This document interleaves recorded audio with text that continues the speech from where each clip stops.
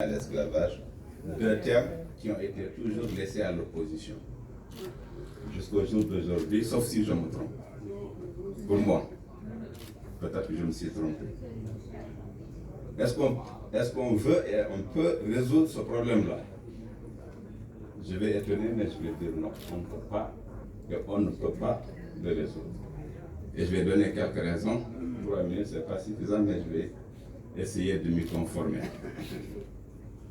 Lors de l'investiture de notre président actuel, il y a eu un certain nombre de thèmes qui ont été développés au stade ici.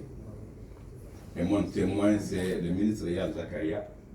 Nous sommes allés le trouver en tant que ministre de la Défense au ministère de la Défense pour le féliciter de son discours.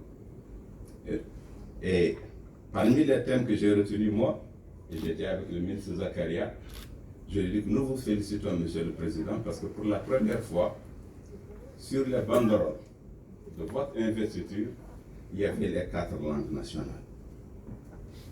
En Pulaar, en Soninké, en Wolof et en arabe. Mais il y avait le français. En plus, il y avait l'anglais et il y avait l'espagnol. Je ne sais pas si vous l'avez remarqué, moi je l'ai bien lu et je lui ai fait la remarque. Pour ceux qui aujourd'hui, lors du congrès, au mois de décembre, quand on a voulu dire traduisez en français, moi j'étais devant, une bonne partie de la salle a refusé la traduction en français. On a tous souvenir de cela si on est dans le même parti, de l'UPR, et qui se réclame du président actuel. Bon nombre dit non. Et ici, pour être poli, dans le langage de 1963 aux États-Unis, le politiquement correct, il y a eu 2 intervenants qui se sont pris à la langue française. Je peux donner leur nom, mais par politesse, je ne peux pas le faire. Si c'est effectivement une tendance, c'est mieux d'aller dans l'opposition ou bien dans les autres groupes nationalistes arabes, nationalistes négro-africains, nationalistes haratines, etc., qui sont là et qui peuvent le développer, et qui le développent, et qui en font un cheval de bataille. Mais si c'est pour soutenir cet hyper-là, pour lequel j'ai présidé la commission des statuts, la commission juridique, et avec le président actuel, vous n'avez pas votre place ici. Je ne sais pas si je me fais bien comprendre. Vous n'avez pas votre place ici parce que le président, dans son discours d'investiture, et devant le fronton du stade de la capitale ici, il y avait toutes les langues, et en plus, il y avait le français, l'anglais et l'espagnol. Ça ne m'a pas échappé. Donc si le président est fidèle à ses engagements et que nous parlons de ses engagements, il faut le respecter. Nous ne voulons pas et nous ne pouvons pas parce qu'il y a beaucoup d'outils qui sont à notre disposition pour résoudre ces problèmes de langue. Et il faut s'y référer tout simplement. 3 minutes ou bien comme ça en une journée, on ne peut pas le faire. Et je vais les citer, si vous me permettez. C'est toutes les lois et tous les règlements de la République qui existent sur les langues et sur les secteurs de l'esclavage. C'est toutes les institutions qui existent au niveau de l'Assemblée et au niveau de la justice, avec tous les tribunaux, etc. C'est toutes les institutions, comme par exemple le Conseil économique et social, sur la fatwa, qui sont prévues et qui sont des instances consultatives pour les problèmes économiques et sociaux. Il faut qu'on les utilise. Il y a tous les mouvements politiques. Il y a tout l'environnement politique et social, là où nous tous nous avons grandi, à Bogué, à Keïdi, à Delbagrou, etc. Et il y a surtout l'islam, pour nous tous. On se dit musulmans et on ne peut pas s'entendre. C'est que nous ne sommes pas des musulmans. Assalamu. On est tous musulmans et on ne veut pas et on ne peut pas s'entendre. En tout cas, moi, je ne le comprends pas. Deuxième élément, si je dépasse ce premier élément-là sur la langue, c'est l'aspect économique et social de l'unité nationale et de la lutte contre l'esclavage. Aujourd'hui, Ce n'est pas le ministre des Finances qui va me démentir.